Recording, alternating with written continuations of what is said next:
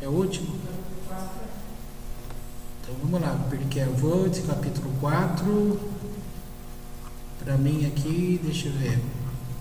É o 29, eu acho. Para mim é o 29. E para vocês? 22.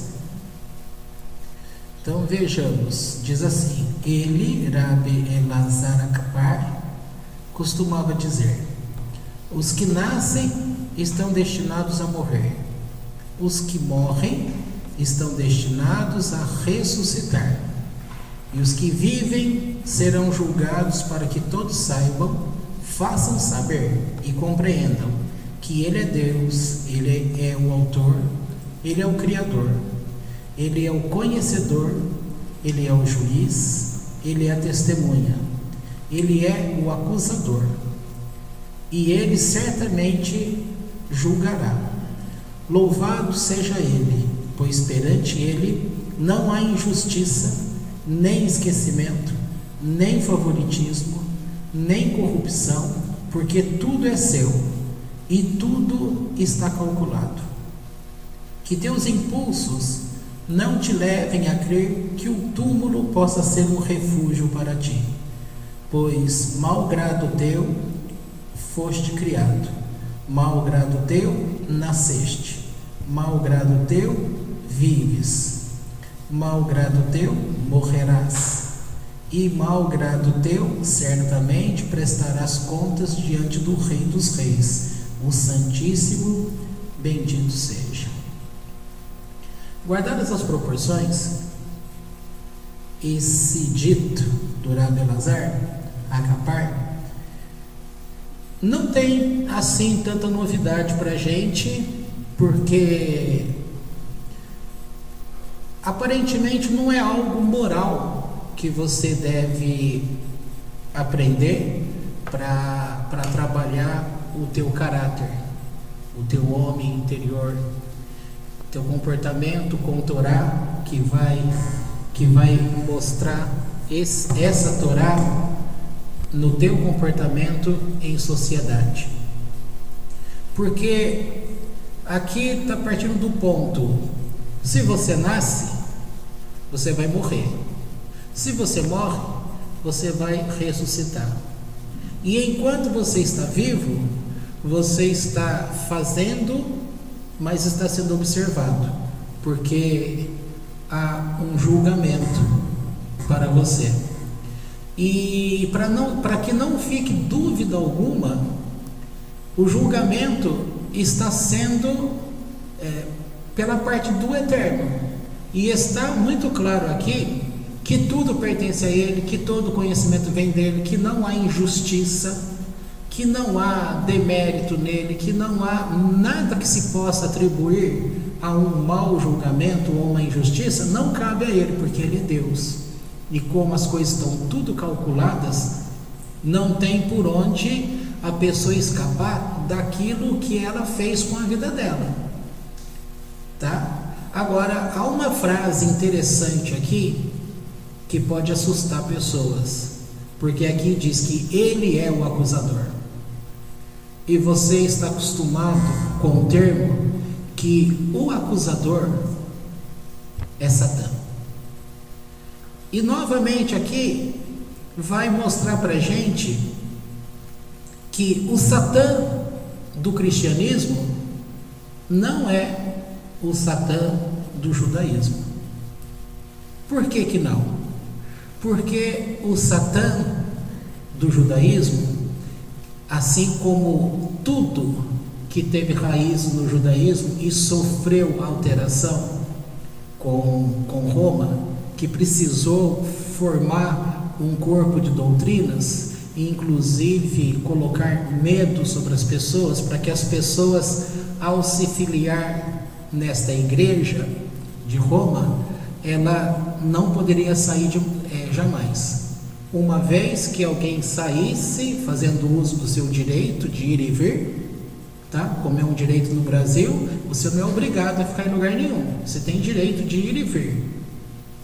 Então, todo tipo de de, como é que fala? Um aprisionamento, você ser coagido a permanecer em algum lugar. Por exemplo, nem na tua casa você pode ficar preso. Você não pode estar em cárcere privado. É crime. Você não pode fazer isso com a sua mulher. A mulher não pode fazer com o seu marido. Os pais não podem fazer com os filhos. E não se pode fazer isso, inclusive com os animais. Tá? Então, esse direito foi alterado no sentido religioso, porque quando a pessoa caiu na rede da religião, ela fica presa, que nem a aranha quando monta aquela teia, o bichinho que caiu ali, ele fica preso, e ela vai tranquilo, sossegado, porque ela sabe que vai comer, porque ninguém tira dela, não tem como sair daquela rede. Claro que todo tipo de armadilha há um escape, tá? Então é provável que alguns bichinhos conseguiram escapar da teia também, mas grosso modo é normal que ele fique ali preso e fique como presa dessa aranha. A aranha seria o sistema religioso que alterou a forma dos conceitos para que a gente tivesse com muita claridade que há um acusador sobre nós, e esse acusador, ele vai te acusar, tá? E nessa acusação é colocado pra gente que ele, nessa acusação, ele faz isso porque ele quer te levar para o inferno. E este inferno não é um lugar de correção, é um lugar de vida eterna separada de Deus. Então, que pessoa que vem para a igreja, para um conhecimento teológico desse, não vai ficar com medo, sendo que é dito para ela que o que ela faz está sendo anotado? É uma verdade? É uma verdade, está sendo anotado. Que o comportamento dela, nesse ponto de vista, o judaísmo é mais sério no sentido da ação. Porque determinados comportamentos onde a pessoa está sendo observada, ela é capaz de gerar anjos. Anjos maus que são fortes. Nós vimos isso não faz muito tempo. E quando nós falamos sobre a conversão, e quando se converte, é aquela justiça do Eterno, é a capacidade de ser transformado. Aquilo que era forte como um acusador, ele vai se tornar forte nesse teu retorno para o Eterno. Isso é um conceito para quem vem de linha cristã, evangélica, católica, é um conceito muito novo, e as pessoas têm dificuldade de compreender uma coisa dessa. Na época a gente deu o exemplo de que você está indo, eu dei o exemplo indo de Campinas a Limeira, pela Anhanguera, a rodovia, e que se você vai daqui lá, que é 60 quilômetros, não tem sentido que nesse momento que você vê o retorno, que é Techuvá, então você vai passar para o outro lado, então você vai estar voltando, tá? E a ideia é, você sai de um lugar e está indo em direção a um ponto, ou seja, fazendo tudo errado, tudo que é ruim, algumas coisas certas, outras bem erradas, se afastando do caminho do Eterno. E nestes comportamentos, por causa do quê? O que faz com que este anjo gerado na atitude dela seja forte ou seja fraco? Quem lembra? Alguém de vocês lembra? Por que gera um anjo forte ou um anjo fraco? Não lembram? É por causa a força com que você coloca. E o exemplo que nós demos aquele dia exemplo assim, época, um ponte pretano, como estamos em Campinas, vamos pegar o exemplo de um ponte pretano, tá? Ponte Pretano, o time de futebol Ponte Preta de Campinas. O cara adora futebol. E aí marcam uma reunião para se buscar Deus, uma reunião, um encontro no horário que ele gostaria de assistir o futebol dele. Aí, por, entre aspas, responsabilidade com aquele encontro, então ele vai lá para aquele encontro, mas ele vai com todo o seu ser. Aquele mandamento é dito assim, que você deve servir a Deus de todo o teu coração, com toda a tua força. É aquela intenção, com intenção. A pessoa vai, mas ela foi inteira? Não. Uma parte dela está lá, poxa, quando será que está o jogo? Principalmente se fosse um jogo bom, entendeu? Então, neste exemplo, como a pessoa não está com aquela intenção completa, ela vai gerar um anjo com que tipo de força? Com aquela força que você gerou, e é uma força pequena, então vai gerar algo fraco. Agora, quando a pessoa peca, tá? Lembrando que nesse assunto nós estamos colocando que este pecar, ele gera prazer para o corpo físico, prazer em variados setores. Na hora que ele vai pecar, ele não coloca toda a intensidade. Então, que tipo de anjo ele gera? Com intensidade forte. Agora, você acha justo uma doutrina cristã que diz que quando você recebe como Salvador, um Salvador, que tudo isso é esquecido e que dali para frente você não tem que fazer mais nada porque ele já fez tudo por você? Se é cobrado do homem uma responsabilidade, que ele nasce para morrer e ele, ao morrer, é destinado uma ressurreição, um voltar à vida num corpo, e se no tempo que ele tem de vida ele será julgado em suas atitudes, então significa que quando ele aceita esse Salvador, ele para de viver? Aí não tem condenação mais, como há um verso que fala, e para aqueles que estão, não há mais condenação. Então, acabou o juízo? Tem coisa errada nesse tipo de teologia, nesse sentido.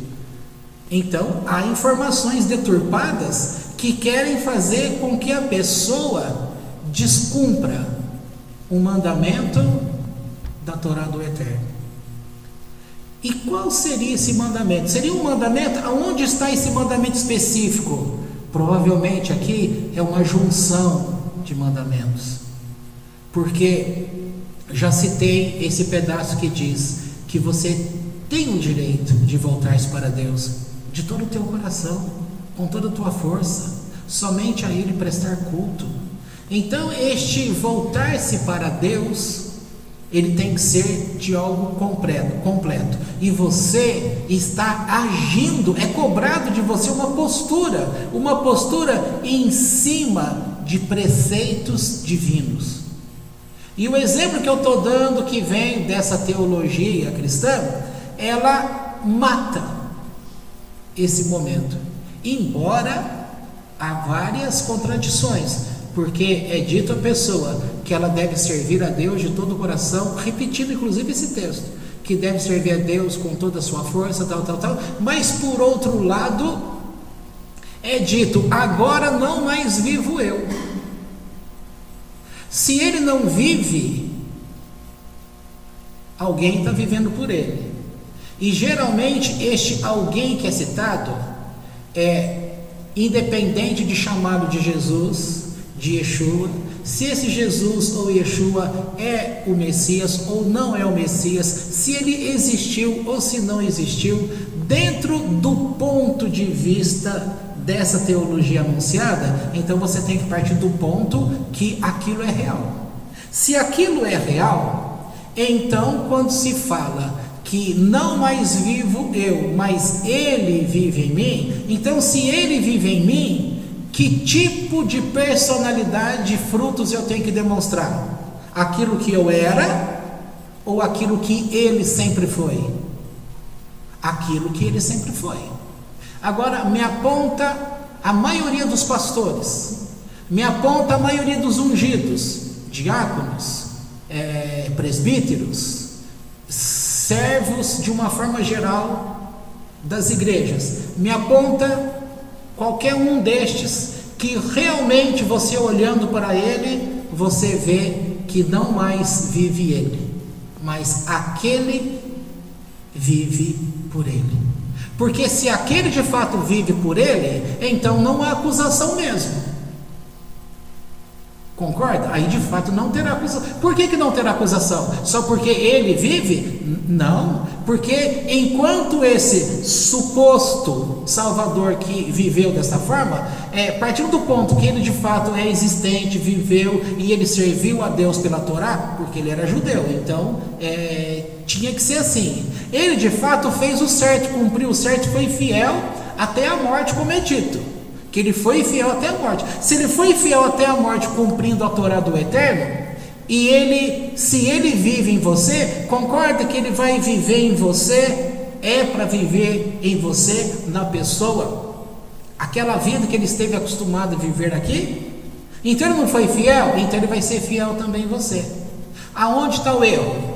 As pessoas falam com a boca que ele vive nelas, mas o comportamento do coração, da mente, continua existindo acusação para a vida dessas pessoas, porque elas pecam, elas mentem, elas exploram pessoas, não são honestas, não são hospitaleiras.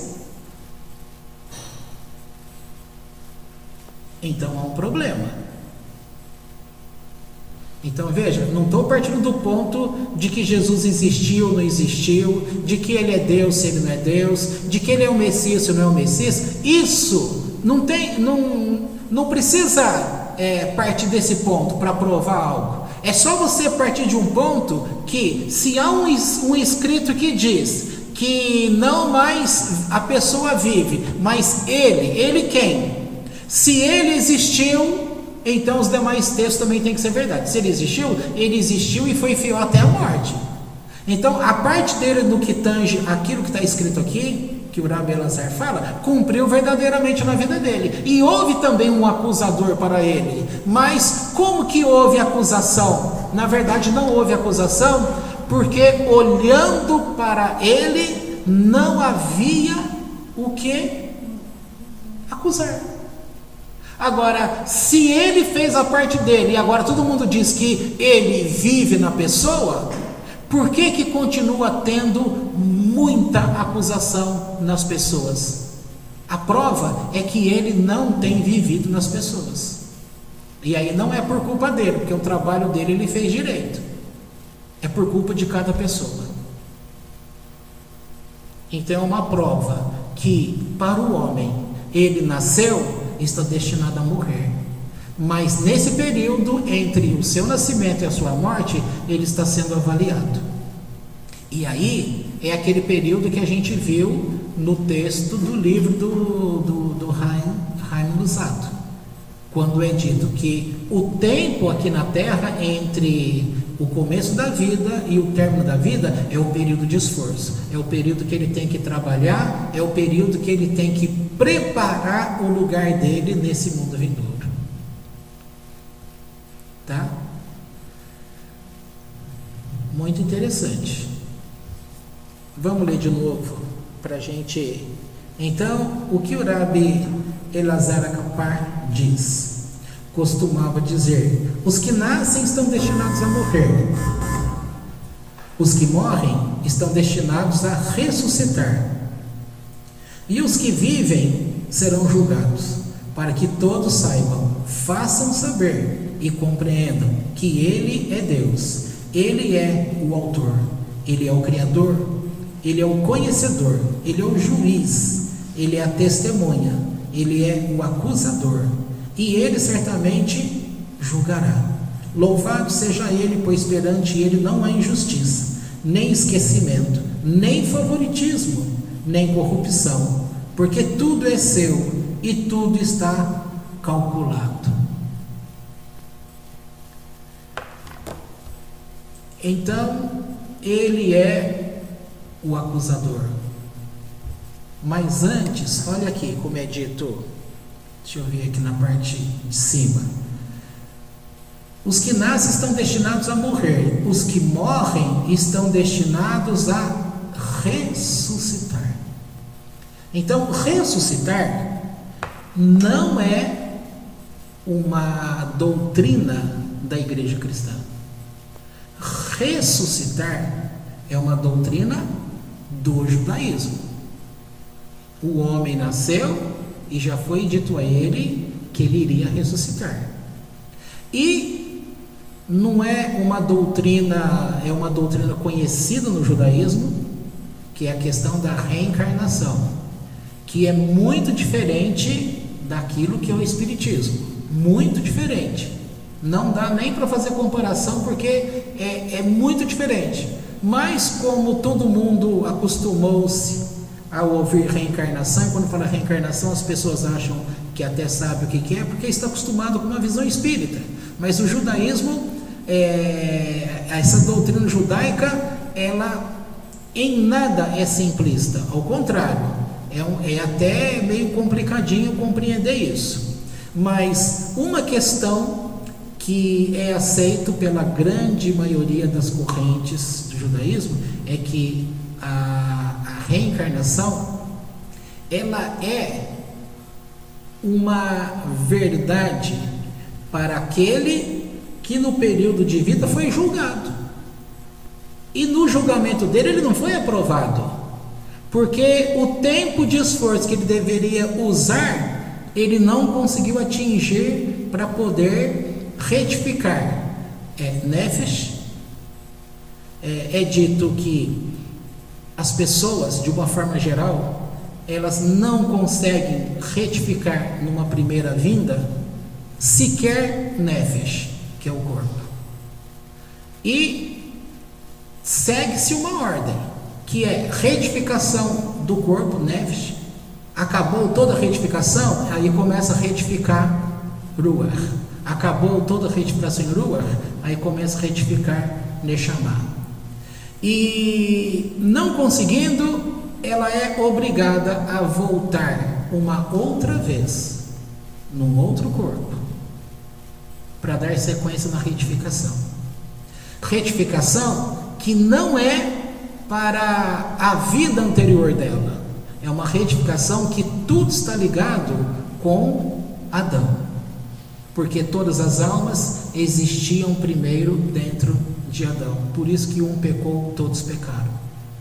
E agora a retificação não é uma coisa muito fácil de se compreender. Estou passando bem por cima, só para mostrar que ressurreição é uma verdade.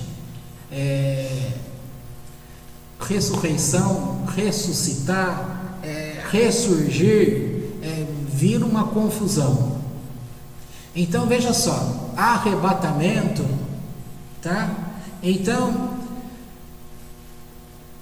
todos vão ressuscitar.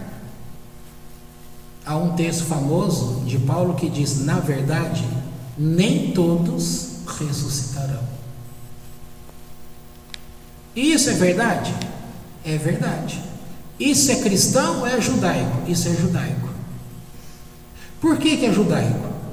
Porque o homem está sendo analisado nesse período de tempo, e aquilo que ele faz sem temer ao Eterno, ele está se afastando cada vez mais, e ele pode chegar a um ponto que ele consegue encher a medida de Deus.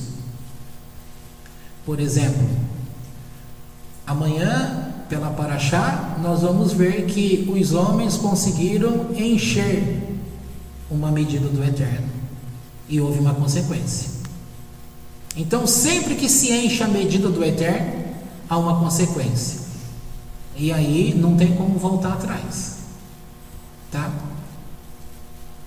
Aqui é legal lembrar também, lá pelo capítulo 9, se não for de fato 9, Apocalipse, almas que estão dentro do altar clamam e pedem para Deus até quando essas pessoas vão estar aí fazendo as coisas e elas não serão julgadas. A resposta que é dada a elas é que isso no livro do Novo Testamento, no livro cristão.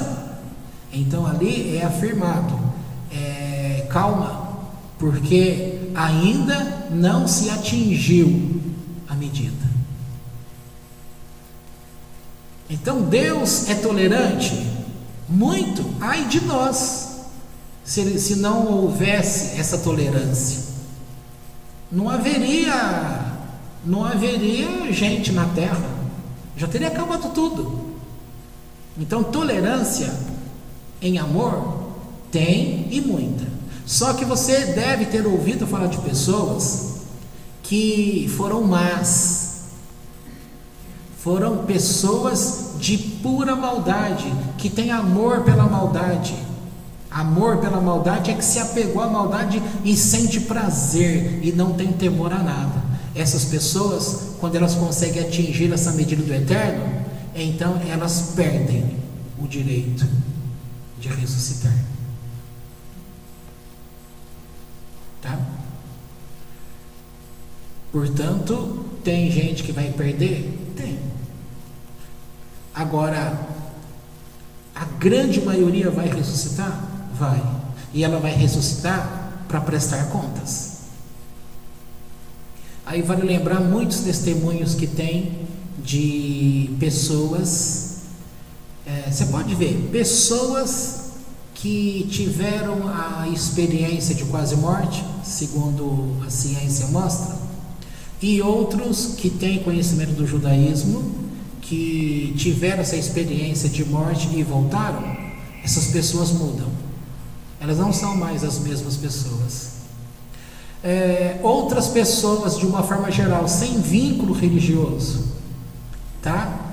Eu li muitos anos atrás, tem a famosa Fundação Rockefeller, não sei se vocês, é muito famoso.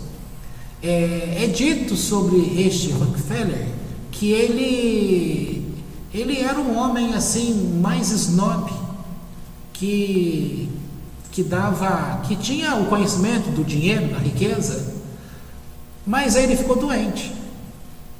E nessa doença dele, não me lembro se foi câncer, e nessa doença ele teve diante da morte. E nesse período que ele percebeu que ele estava mais para morrer, ele começou a reestruturar a vida dele e começou a perceber coisas que ele não percebia.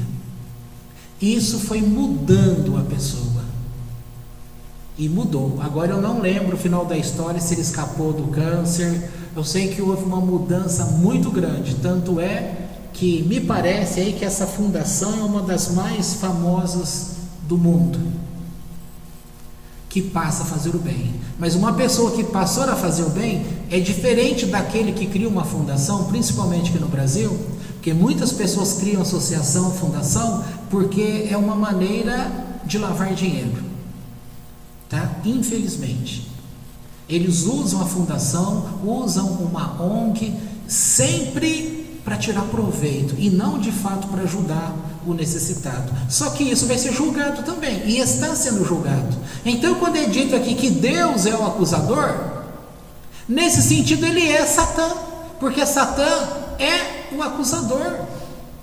Entendeu? Se entendeu que as trevas é Satã, e o Eterno fala que ele criou as trevas, nesse sentido, novamente ele é Satã, ele Deus. Portanto, novamente está muito minimizado dentro do judaísmo a força que este Satã tem.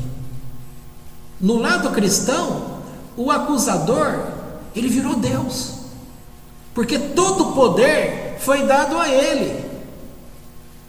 Existe esse poder das trevas? Existe.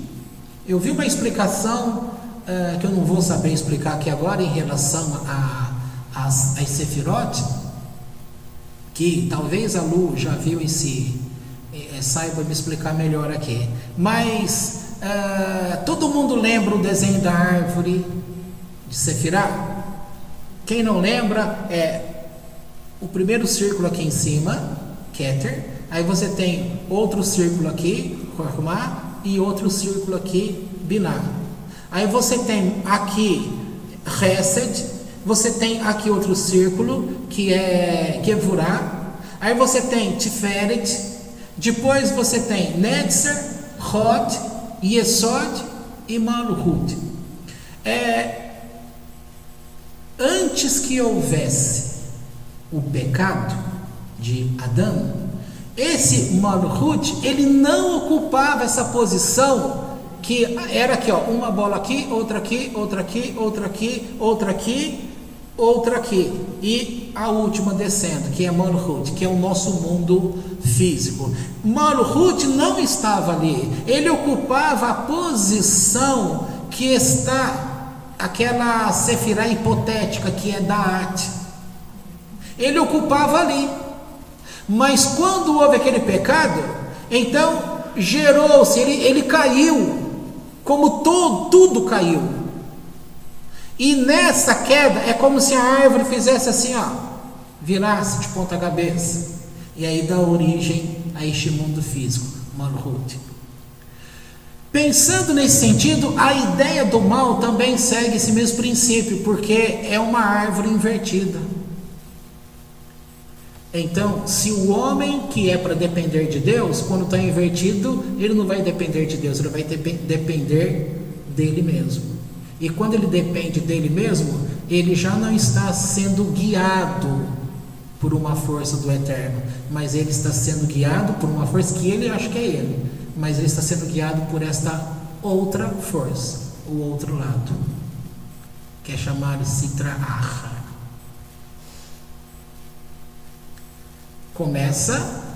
Nossa, isso aí começa a complicar. No fundo, até que não é complicado, quando você entendeu o sistema, tá? Mas existe uma força? Existe. É explicado na Parashá dessa semana pelo Zohar. Vale você ouvir o comentário do Zohar diário do Yair Yolom, quando ele está dizendo assim: esta Parashá, serão enviados, Meraglim, serão enviados à terra para comprovar se ela de fato é uma terra que manda leite e mel. Isso a gente comenta amanhã, mas um detalhe que encaixa aqui hoje é que eles viram os Nefilim, que são os gigantes, os filhos de gigantes. Aí pergunta-se, de onde vêm os Nefilins?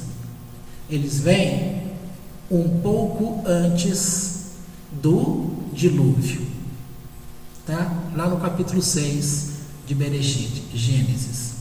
E como é que o Zohar explica que estes anjos caídos? Nefilim são os anjos caídos. Estes anjos caídos lá são os demônios? Até então, não necessariamente. Aquele da fúria de Satã, aquela coisa toda. Estes anjos, na verdade, eles estavam tendo um papo com o Eterno, é explicado, e que eles falam assim: os homens quebram teus preceitos porque eles não têm controle. Não tem sentido, isso é muito fácil. E Deus fala para eles: se vocês estivessem lá no lugar deles, vocês também cairiam.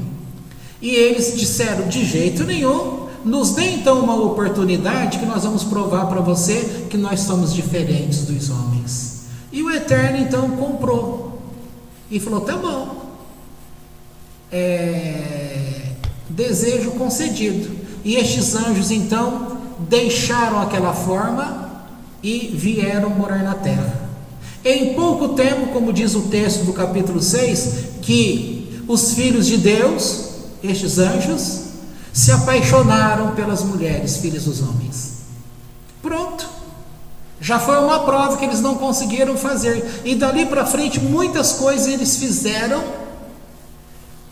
com o homem. Porque um princípio do anjo não tem livre-arbítrio. Então, na hora que eles chegaram aqui e tiveram que tomar decisão, já foi um sufoco para eles. Tá? Então, não é fácil, não tem nada fácil.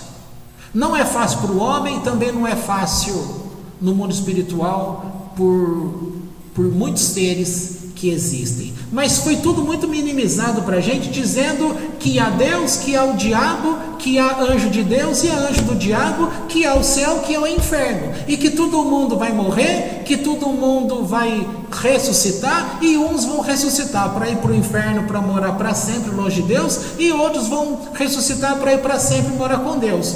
Só que o judaísmo não fala isso. E o judaísmo é a revelação do Eterno em como ele calculou todas essas coisas. E como já expliquei para você hoje, foi calculado, foi mostrado que quem nasceu vai ter que morrer. Nós vimos no livro do Caminho de Deus que houve uma punição. E a punição foi: o homem vai ter que morrer. Então ficou determinado. E ali ficou determinado o que seria a função da alma, o que seria a função do corpo. É conhecido o texto que a alma volte a Deus que o deu e o corpo volte à terra que o deu. Só que no comentário aqui desse livro vermelho, a Ética do Sinai, em comparação com o de vocês aí, que é do Maimônides, o livro azul, então aqui é dito que há uma função cíclica, tá? Como que é o exemplo aqui?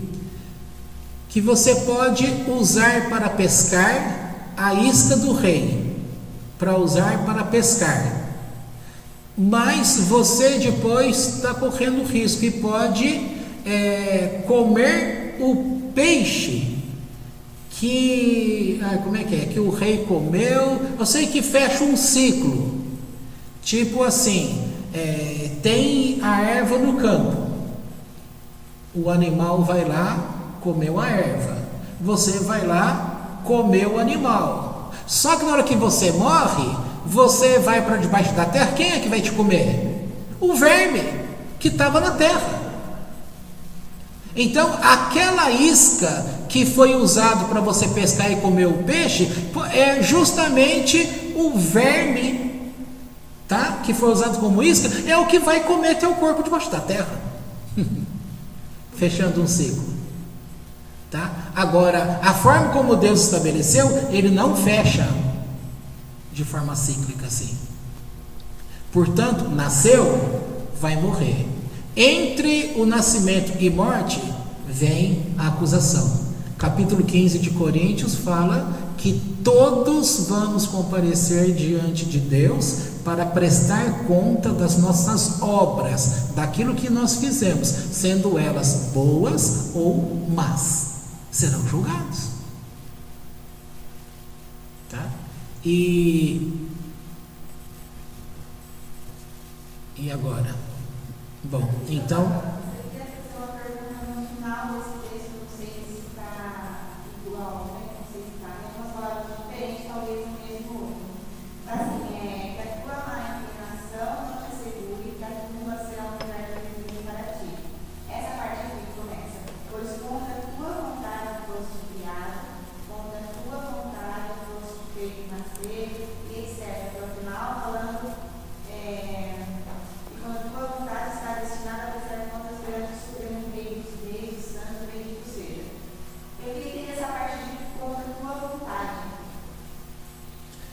Aonde que você começou?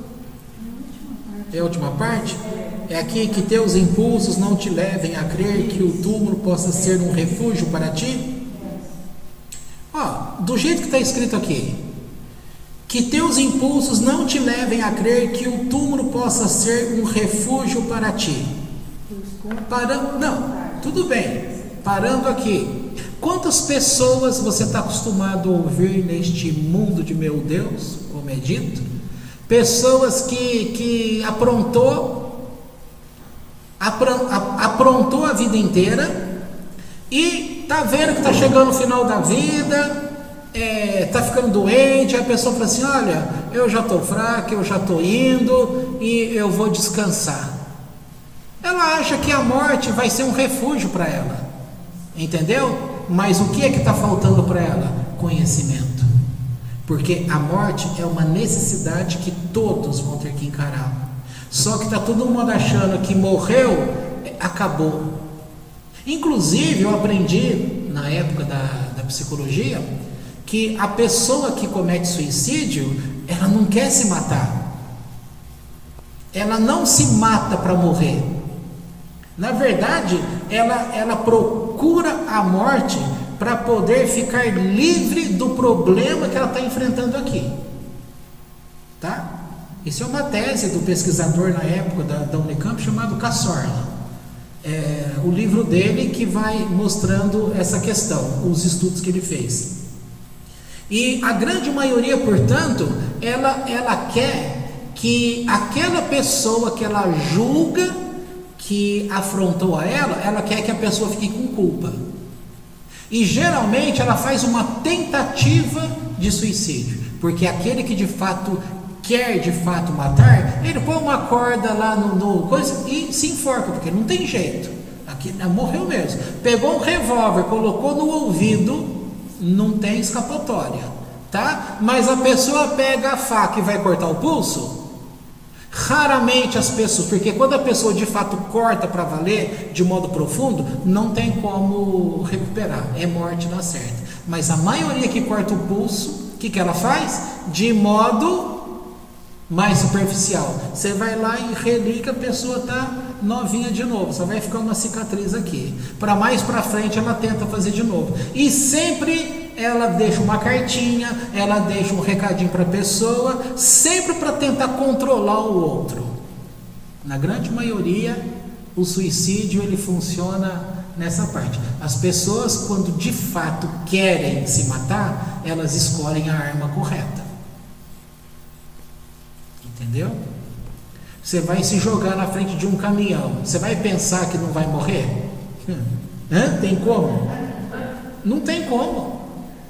A não ser que você calcula, o caminhão seja alto, ele simplesmente vai passar por cima de você e não acontece mais nada. Então aqui, o refúgio, novamente está passando uma ideia que é vínculo emocional. O vínculo emocional. Daí para frente entra o ponto que você perguntou. Os impulsos. O que é que tem controlado o ser humano? Impulsos.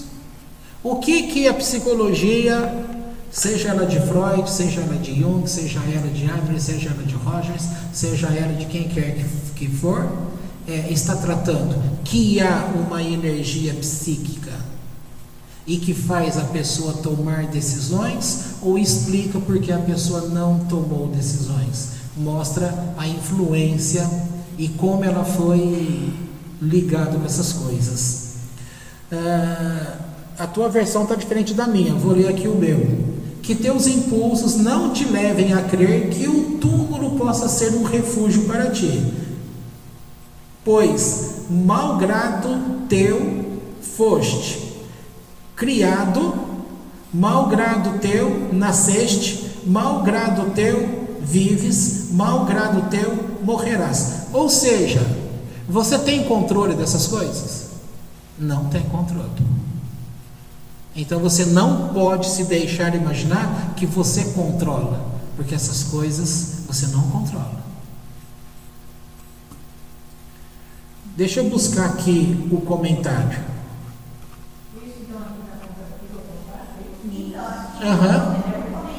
Contra a tua vontade. No comentário desse livro aqui, fala que refere-se a fenômenos naturais sobre os quais o homem não tem escolha. Com referência a isso, nossos pais disseram: tudo depende do céu, exceto o temor ao céu. Por que tudo depende do céu? Lembra da questão do decreto celestial? Tem a ver com isso. Deixa eu ler no livro aqui. Esse livro é muito bom, os comentários. Então aqui é o pedaço. Que os teus maus impulsos não te levem a crer que o túmulo possa ser refúgio para ti. Não, esse aqui é o outro, né? Deixa eu ver aqui se tem a... Mau grado teu foste criado, mau grado teu nasceste. Diz assim o comentário: o que mais podemos fazer se não reconhecer a veracidade contundente das palavras de Rabi Elazar Agapar?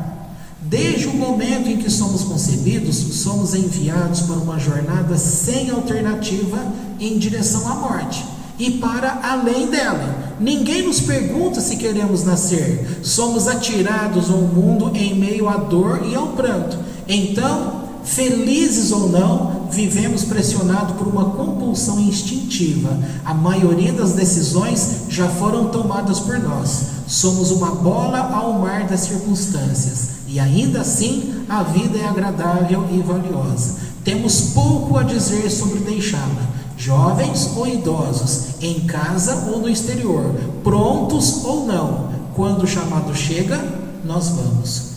Quase por si mesma, uma pequena voz de protesto surge. É justo que, depois de tudo isto, nós tenhamos de prestar contas? Se eu nem queria entrar no trem para começar, por que ainda tenho que pagar a passagem? O Maguide de Dubno encontrou resposta a uma parábola. Um homem bastante rico tinha 2 filhas em idade de se casar. Uma assustadoramente feia, a outra mal-humorada e com uma língua de serpente. O tempo passava e ele, desesperado, casou a feia com um cego e a de língua ferina com um surdo. No começo tudo ia bem, mas certo dia um médico viajante chegou ao povoado e ofereceu-se para curar qualquer doença. Caso contrário, devolveria os honorários a quem não ficasse satisfeito. Como os 2 genros eram agora ricos, aceitaram. Para os que não são sádicos, a ponto de querer uma descrição detalhada do que ocorreu, basta dizer que a alegria e serenidade por poderem enxergar e escutar deram lugar à tristeza e angústia, e os 2 foram pedir o dinheiro de volta ao médico. Este recusou-se e o caso foi para o rabino. O rabino ouviu pacientemente os argumentos. O médico achava que tinha curado os 2 genros sem qualquer sombra de dúvida, e estes, por sua vez, reclamavam dos novos sofrimentos que apareceram por culpa do médico. Finalmente o rabino decidiu: vocês podem ter o dinheiro de volta, desde que a cura seja revertida. Ambos os maridos recusaram-se terminantemente a perder qualquer de seus 5 sentidos. Sendo assim, replicou o rabino, o médico deve receber seus honorários. O Maguide concluiu: é verdade, nascemos contra nossa vontade. Ninguém nos pergunta se queremos existir, mas agora, depois de que viemos ao mundo, quantos de nós querem morrer? Quantos desejam voltar à condição anterior de inexistência? Então, se queremos permanecer aqui, devemos pagar os honorários e aceitar a responsabilidade de nossas vidas. O Gaon de Vilna chega à mesma conclusão com base em uma regra da lei talmúdica. Trata-se do seguinte: Rubens tem um terreno e Simão tem 3 terrenos que fazem fronteira com o terreno de Rubens pelos 3 lados. Simão ergue cercas dos 3 lados para separar seus terrenos do de Rubem. A Mishnah estabelece que Rubens não precisa pagar nada a Simão, ainda que seja beneficiado pelas cercas, pois pode argumentar que as 3 cercas não têm utilidade para ele, ou pode alegar que seu terreno ainda continua aberto do 4º lado. Se, porém, Rubens, por sua própria conta, erguer uma cerca do 4º lado, então passa a ser obrigado a compartilhar os custos das demais cercas. Pois, como explica Rashi, Isto demonstra claramente o quanto as outras cercas construídas por seu vizinho são bem-vindas por ele. A condição humana, diz Gaon de Vilna, é análoga. Trazido perante o tribunal celestial para ter toda a sua vida examinada, o ser humano pode certamente argumentar: quem te pediu para me criar? Se não tivesse sido criado, não teria pecado. Mas eu nasci contra a minha vontade. E contudo, quando alguém fica doente, não quer continuar vivendo? Somente contra a última fibra de sua vontade, ele se permite ser arrastado para a morte. Isto mostra o quão claramente o ser humano deseja a vida. E assim ele deve, por sua vez, ir a julgamento e responder por sua vida. Este, diz Gaon de Vilna, é o sentido subjacente ao nosso texto. 3 cercas foram construídas à nossa volta. Mau grado teu, foste criado. Mau grado teu, nasceste. Mau grado teu, vives. Mas nós mesmos construímos uma 4ª cerca. Mau grado teu, morrerás. Assim mostramos que aceitamos as outras 3 condições e assim devemos cumprir nossas obrigações. Mau grado teu, morrerás. Portanto, mau grado estás destinado a prestar contas. Observemos mais uma vez que, longe de dar um toque de morbidade, este tema em nosso sistema de fé nos move a passar nossa vida preparando-nos para o julgamento após a morte. Foi observado que quando chegamos ao mundo, choramos e o resto do mundo ri de alegria. Devemos viver de modo que, quando deixemos este mundo, possamos rir enquanto o resto do mundo chora. Isto é quase exatamente o que se conta do Rabi Israel ben Baal Shem Tov. Quando ele jazia agonizante, seus discípulos choravam descontroladamente. Por que vocês estão chorando? Ele indagou. Tenho estado me preparando para este momento a vida inteira. E aqui encerra esta Mishnah. Tá? Portanto, aqui foi dado para a gente o prazer de falar de Deus como juiz. E para lembrar Yeshua, Jesus, como alguém que andou com Deus cumprindo o Torá, é o fato que ele fala que a ele não foi dado o direito de julgar, porque ele não julgava. Por que ele não julgava? Porque ele conhecia muito bem a regra Midá, que nega de Midá. Conhecia muito bem que quando você julga com a mesma medida que julgares, outros julgarão a ti. Agora, nós, enquanto fomos cristãos,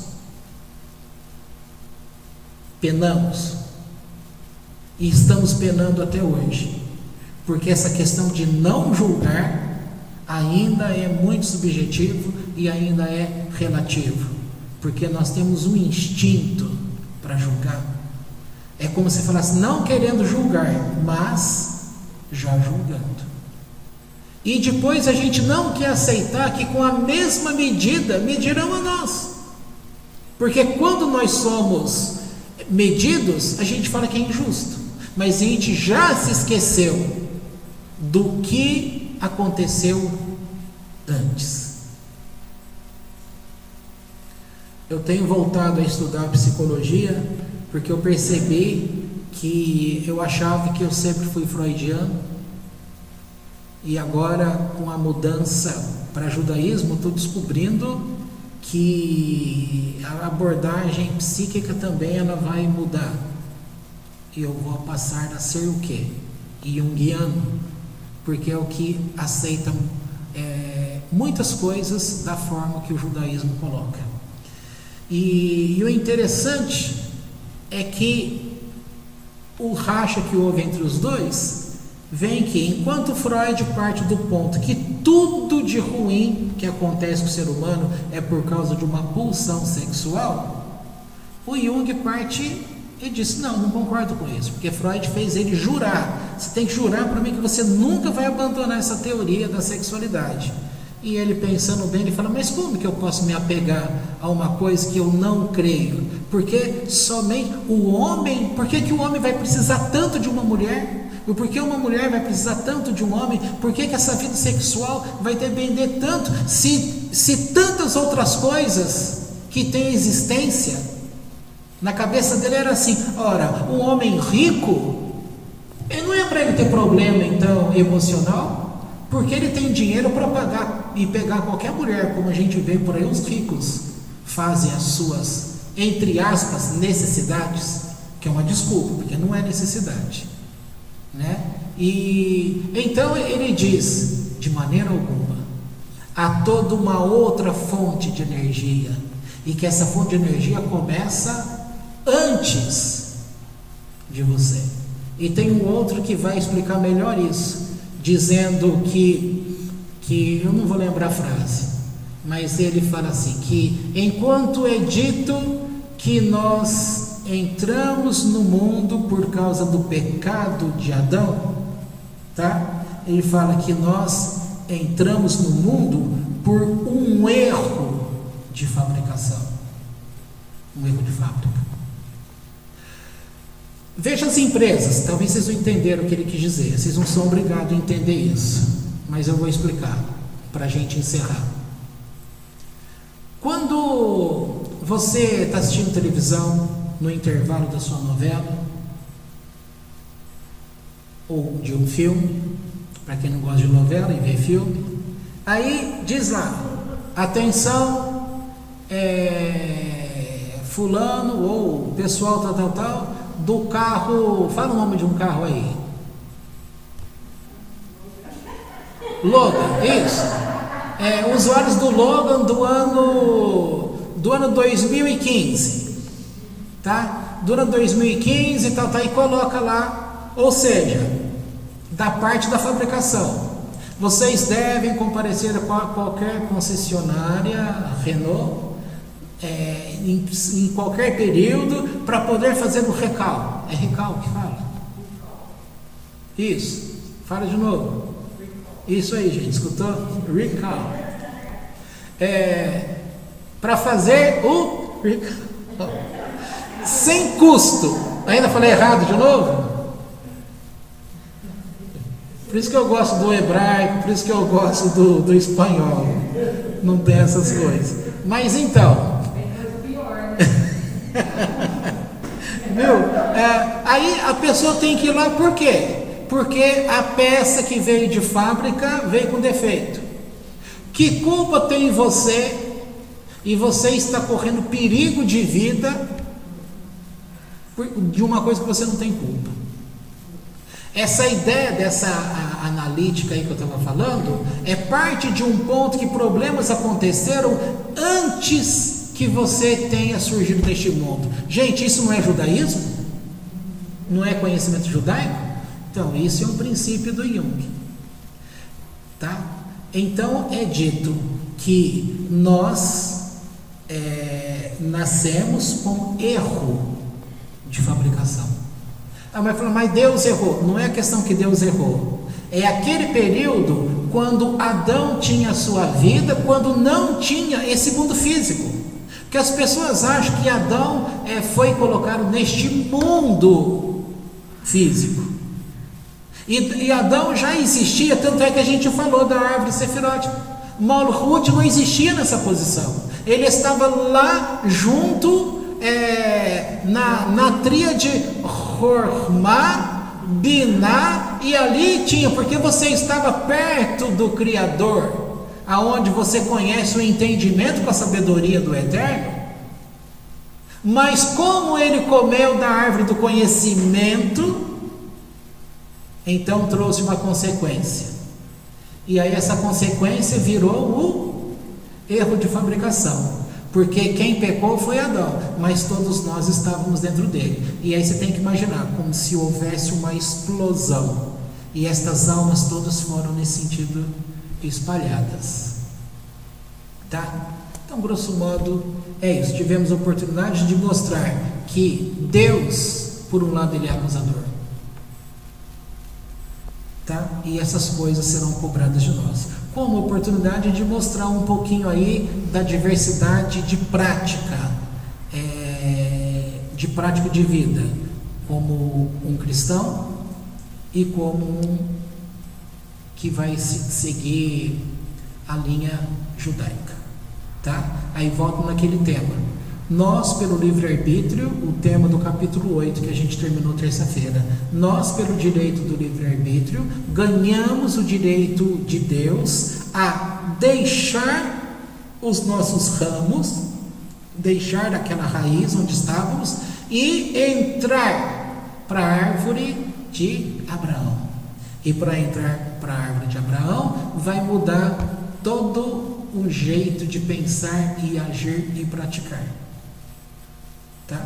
E aqui novamente está dizendo, você tem que aprender a enxergar o mundo de uma forma real, como Deus quer que você compreenda. E isto, a grande responsabilidade vem nas tuas atitudes, porque você vai determinar o que será feito, porque senão a gente vai ficar apenas reclamando do porquê as coisas aconteceram assim, assado.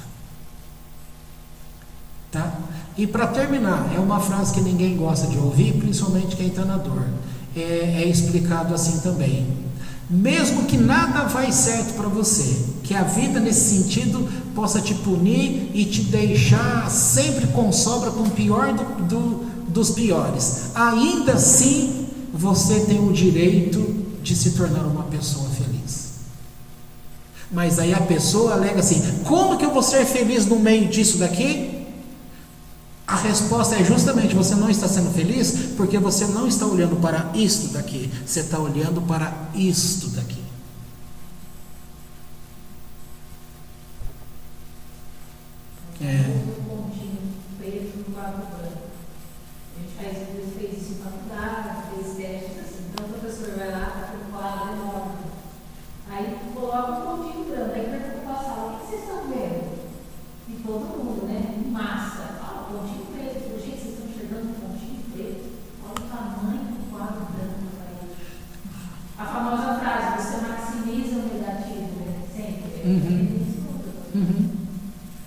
E agora, isso, gente, isso é uma prova que não é um brasileiro, porque isso acontece com o chinês, acontece com o iraniano, acontece, então isso vem do ser humano, e todo ser humano vem dessa mesma raiz que foi Adão, erro de fabricação. Por isso que conhecer ao Eterno pela Torá, ele vai te ensinar a você olhar, mesmo no meio daquelas... Olha, eu estava vendo esse vídeo, um vídeo hoje, que mostra lá a Índia. No próprio vídeo, eu tinha pensado, mas eu fiquei quieto, né? Eu pensei e ainda fiquei quieto, porque, gente, Índia passa uma imagem de sujeira. Aí começa a ver aquelas pessoas, aí eu pensei assim, eu não queria permitir que a minha mente pensasse coisas, mas vi aquele homem de cabelo branco, aquela barba toda, tal, aquele jeito, aquela roupa da coxa para baixo, aquela bata lá que eles usam, que eu não sei o nome, tudo sujo. Eu fiquei pensando assim, o dia inteiro assim, andando descalço, tudo lameado, aquela sujeira toda. É uma vida normal deles. Pessoa no meio da rua fazendo que nem uma massa de tapioca, sabe? Não sei que massa é aquela deles, aquela coisa no chão, no meio da sujeira, as crianças. Aqui é cultural deles, tá? É cultural deles. Mas você iria se adaptar a um lugar desse? Gente, eu fiquei 3 para 4 meses em Salvador. Eu não consegui me adaptar lá à feira livre. A gente está acostumado com feira livre aqui, tudo limpinho. Lá é uma sujeira. Você fala, mas é para pobre. Não, todo mundo, o rico e o pobre, compra lá, mas tudo exposto, é uma sujeira. E aí vem esse pontinho, todo mundo vai olhar aquele ponto. E esse ponto, se você está olhando, então ele está para fora de você. A gente olha o que está fora. ao invés de olhar para aquilo que está dentro, porque é aquilo que está dentro que vai fazer você se ligar. Porque o que é que está dentro? A tua alma. E o que é que liga você a Deus? A alma. Se você não prestar atenção na tua alma, não há conexão com Deus. Tá bom? Já está tarde, vamos parar por aqui, que passou meia hora do tempo que eu gostaria de terminar. Mas é um assunto tão gostoso que dá vontade de continuar falando. Mas, infelizmente, a gente tem que parar, né?